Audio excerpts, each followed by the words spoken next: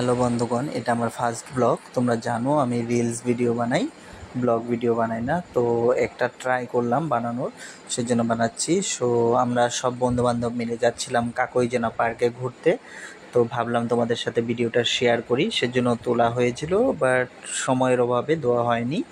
তো আমরা যাচ্ছি কাকইজনা। তো আমাদের বাড়ির থেকে বেশি একটা দূর না, সামনেই, তবুও আমার যাওয়া হয়নি। আমি ফার্স্ট টাইম যাচ্ছি, আমার বন্ধুবান্ধবরা আগেও গিয়েছে, তো ওদের সাথে যাচ্ছি আমি।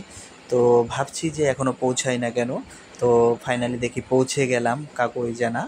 তো আমার বন্ধু শুভম, ও যাচ্ছে টিকিট কাটতে আমাদের সবার জন্য। টিকিট কেটে নিয়ে এসে এখন আমরা ভিতরে যাচ্ছি। তো জায়গাটা খুব সুন্দর, তোমরা একবার আসো, এসে ঘুরে যেতে পারো। যাদের বাড়ি বঙাইগাঁর আশেপাশে তারা আসতে পারো। তারপর এখানে টিকিট কাউন্টারে এখানে টিকিট দেখানো হলো, তারপরে আমরা ভিতরে গেলাম। এদের একটু স্ট্রিক্ট নিয়ম আছে, কোনো ব্যাগপত্র নিয়ে ঢোকা হবে না। তো তুমি কোনো সাউন্ড সিস্টেম নিয়ে ঢুকতে পারবে না। কোনো জলের বোতল, খাওয়ার জিনিস নিলে সেজন্য এক্সট্রা একটা 100 টাকা তাদেরকে দিতে হয়, সেটা তাদের রুলস। তারপরে আমরা যাচ্ছি ভিতরে। তো জায়গাটা খুব সুন্দর, এখানে সেলফি তোলার অনেক জায়গা আছে, ভিডিও বানানোর অনেক জায়গা আছে, কিন্তু আমরা যেহেতু ঝর্ণা দেখতে যাচ্ছিলাম সেজন্য সেখানে আর যাওয়া হয়নি।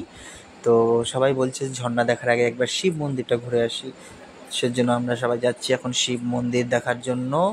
তারপরে এখন এত উঁচু পাহাড় হেঁটে হেঁটে যেতে হবে, সবাই মিলে যাচ্ছি।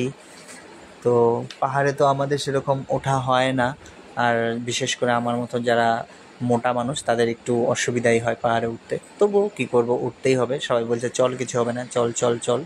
তো যাচ্ছি, আর ভাবছি যে মন্দির পাই না কেন।